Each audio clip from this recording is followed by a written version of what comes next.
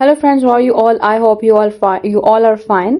Welcome to YouTube channel English Literature. Today we are going to discuss about the comparison between Anglo-Saxon and Anglo-Norman period. तो lecture हमारा 8 है, course का नाम है mastering the history of English literature. अब आपको पता है कि Anglo Saxon and Anglo Norman जो है ये दो डिस्टिंक्ट एराज हैं इंग्लिश हिस्ट्री के अंदर, जिनके अंदर different cultural, political and linguistics characteristics हम लोग को नजर आते हैं। वन बाय वन डिस्कस करेंगे हम उनको। पहले हम बात करते हैं पॉलिटिकल एंड सोशल स्ट्रक्चर के बारे में। तो पॉइंट है हमारा एंग्लो सैक्सन पीरियड। इसमें जो पॉलिटिकल ऑर्गेनाइजेशन थी उसमें हमें नजर आता है कि नंबर ऑफ स्मॉल किंगडम्स थे और ये सारे के सारे मिले हुए थे एक यूनिफाइड इंग्लिश किंगडम के अंदर, जिसको हम लोग वेसेक्स, मर्शिया, नॉर्थम्बिया, ईस्ट इंग्लिया, ये सारे इसके अंदर आ जाते हैं, इंक्लूड हो जाते हैं। गवर्नर्स की बात की जाए तो डिसेंट्रलाइज्ड गवर्नर्स थी इस टाइम पे, यानी कि सिंगल एंटिटी के हाथ में पावर नहीं थी, पावर डिवाइड की गई थी लोकल लॉर्ड्स के पास, ठीक है, जो अपनी सिग्निफिकेंट पावर का यूज करते डिफरेंट प्लेसेस के ऊपर रूल कर रहे थे, उनको कंट्रोल कर रहे थे। और यहाँ पे सोशल स्ट्रक्चर की बात की जाए, society was organised around a system of kinship and loyalty with noblemen serving the king and freemen making up the general populace।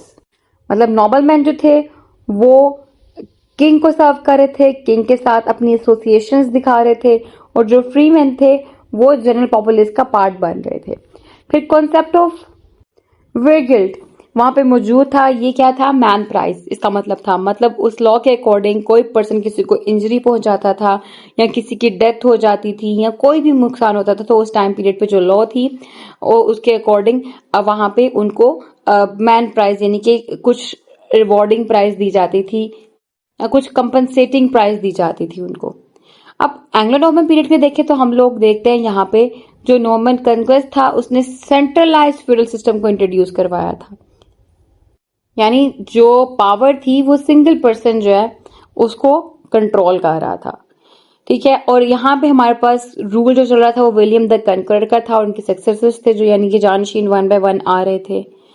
King जो थे नॉबल्स को लैंड दिया करते थे और एक्सचेंज में उनसे मिलिट्री सर्विस लिया करते थे, जिसकी बेस पे जो गवर्नर्स ऑफ कंट्री थी उसको स्ट्रक्चर्ड किया गया था। सोशल स्ट्रक्चर की बात करें तो यहाँ पे जो फ्यूडल सिस्टम था उसको रिजिड हायरार्की की बेस पे बनाया गया था, ठीक है, created a more rigid social hierarchy. Social hierarchy मतलब एक लिनेज, एक लाइन होती है वन बाय वन, टॉप पे कौन है, उसके बाद कौन है, उसके बाद कौन है, उसके बाद कौन। तो पहले टॉप पे किंग आता था, फिर उस पर नॉबल्स, फिर नाइट्स एंड पीजर्स आते थे। एक ये स्ट्रक्चर बनाया गया था यहाँ पे। और landowners was tied to feudal obligations and the Normans introduce the concept of serfdom, यानी कि जो पीजेंट्स होते हैं, जो स्लेव्स होते हैं, उनका कॉन्सेप्ट यहाँ पे इंट्रोड्यूस करवाया गया था, where peasants were tied to the lands. Then है हमारे पास language and literature. Anglo Saxon period में जो लैंग्वेज थी वो ओल्ड इंग्लिश बहुत डोमिनेंट थी उस टाइम पीरियड पे, a Germanic language with a rich literary traditions. The language was highly inflected with a complex system of grammar and vocabulary। And literature की बात की जाए तो Old English literature included epic poetry, religious text and legal documents। Notable works include Beowulf, the Anglo-Saxon Chronicles, the Exeter Book। ये इस time period के famous works थे। Poetry often featured alliteration and a strong rhythm with themes of heroism, fate and Christian morality। On country जो Anglo Norman period है वहां पे हम लोगों को नॉर्मन फ्रेंच जो है वो लैंग्वेज नजर आती है, एलीट रूलिंग क्लास की, लॉ की, एडमिनिस्ट्रेशन की, जबकि लैटिन वो चर्च के अंदर यूज की जा रही है या स्कॉलरशिप्स में यूज की जा रही है या स्कॉलरली लैंग्वेज मानी जा रही है। ओल्ड इंग्लिश यहाँ पे मिडिल इंग्लिश के अंदर इवॉल्व होना शुरू हुई है, कैसे? फ्रेंच के इन्फ्लुएंस की बेस पे, ठीक है, यानी लैटिन भी थी, फ्रेंच भी थी, इन सब का इन्फ्लुएंस हुआ old English, Anglo Saxon English के ऊपर, फिर उनसे हमारे पास एक new kind of English introduce होना शुरू हुई। This period saw the blending of old English and Norman French leading to significant changes in vocabulary and syntax. Then literature की बात की जाए, इस पीरियड में हमारे पास शिवल्रिक रोमांसेस, रिलीजियस टेक्स्ट और हिस्टोरिकल क्रॉनिकल्स जो है वो बहुत फेमस थे। इनमें नोटेबल वर्क्स हमारे पास song of Roland and the history of the kings of Britain by Geoffrey Monmouth important works माने जाते हैं। और इन्फ्लुएंस ऑफ फ्रेंच लिटरेचर की बात की जाए तो उसकी फेस पे हमारे पास न्यू फॉर्म्स, न्यू जेनरास आए थे, जैसे कि रोमांस एंड फैबुलक्स, और राइम जो थी यहाँ पे और कॉमन हो गई थी पोइट्री के अंदर। अब रिलीजन की बात की जाए तो एंग्लो सैक्सन पीरियड के अंदर हमने देखा था क्रिश्चियनिटी थी वो इंट्रोड्यूस करवाई थी सेंट अगस्टिन ने, और वाइट ये फैलती गई थी आहिस्ता आहिस्ता। पहले यहाँ पे पैगनिज्म को प्रैक्टिस किया जाता, परफॉर्म किया जा रहा था, लेकिन क्रिश्चियनिटी तो इंट्रोड्यूस हुई, कहीं ना कहीं पे भी पैगनिज्म के बिलीफ वहां पे मौजूद थे। चर्च जो थे वो सिग्निफिकेंट रोल प्ले कर डेली लाइफ के अंदर, एजुकेशन के अंदर, गवर्नेंस के अंदर। अब एंग्लो नॉर्मन पीरियड में क्या हुआ, church retained its influence but there was a stronger connection to the Roman Catholic church and the papacy. Papacy कहते हैं पॉप की अथॉरिटी को, ठीक है, जहां पे पॉप जो है वो अपनी अथॉरिटी रखता हो, कंट्रोल रखता हो। Roman rulers made reforms in the English church, bringing it more in line with continental practices and increasing the power of ecclesiastical court. Then है architecture and art. Anglo Saxon time period के अंदर देखा जाए तो wooden structures थे जहां पे simple stone churches बनाए गए हुए थे। डेकोरेटिव आर्ट के अंदर हमारे पास illuminated manuscripts and metal work नजर आते हैं। नोटेबल एग्जांपल्स में हमारे पास जो है वो है Saint Peter's church in Bradwell on Sea, and जो मैन्यूस्क्रिप्ट्स है उसमें हमारे पास लिनफ्रेन गॉस्पल्स ये इंक्लूड है।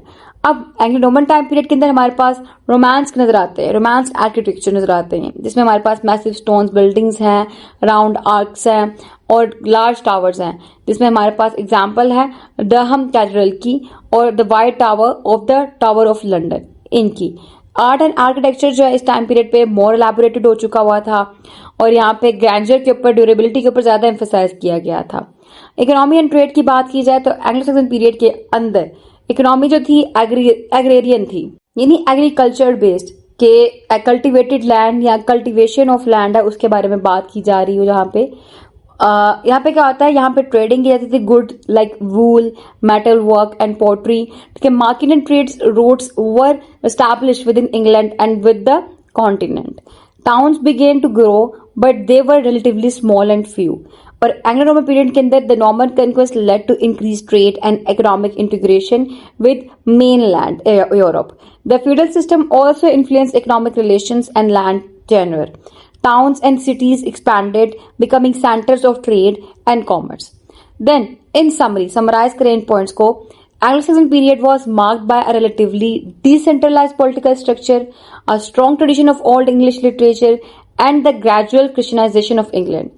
The Anglo-Norman period brought about a centralized feudal system, significant linguistic changes, and a blending of cultural influences, leading to the development of Middle English and new literary forms. These are some of the important features जो comparison था इन दोनों के दरमियान में मैंने discuss किया यहाँ पे। इसके अलावा अगर कोई भी चीज और कंपेयर करनी है तो हम लाइव सेक्शन के अंदर आके, लाइव सेशन में आके डिस्कस कर लेंगे उसको। तो यहाँ हमारा जो लेक्चर है वो एंड हो चुका है। कोई भी क्वेश्चन, कोई भी कंफ्यूजन हो, अपनी क्यूरीज हो तो इकट्ठी कर लीजिएगा मुझसे, फिर आप जो है लाइव सेशन में पूछ लीजिएगा, मैं आपको रिस्पॉन्स कर दूंगी इंशाल्लाह ताला। हम वहां पर डिस्कस करते हैं क्वेश्चन एंड आंसर के सेशन के अंदर। तो यहाँ लेक्चर कंप्लीट हुआ। दुआ में खास याद रखिएगा। अल्लाह हाफिज।